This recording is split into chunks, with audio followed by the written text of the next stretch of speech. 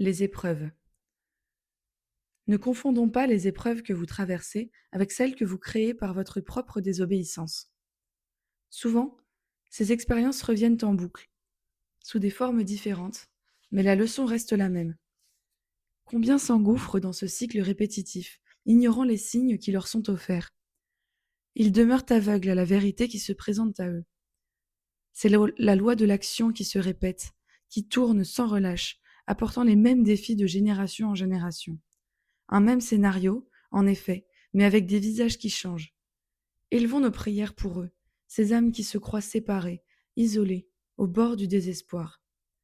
Elles invoquent Dieu dans leurs moments de détresse, mais une fois la tempête passée, elles retournent à leurs anciennes habitudes, rechignant à reconnaître la présence du divin dans leur quotidien.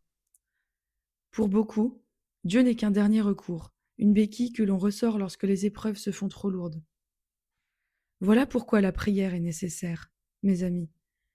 Nous devons prier pour ces âmes, afin qu'elles retrouvent la voie, qu'elles s'ouvrent à l'amour, et comprennent que Dieu n'est pas un secours temporaire, mais le guide éternel sur le chemin de leur ascension.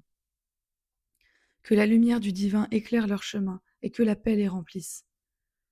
Sur son chemin, l'initié traverse des épreuves de plus en plus vastes, et sa foi doit atteindre des sommets.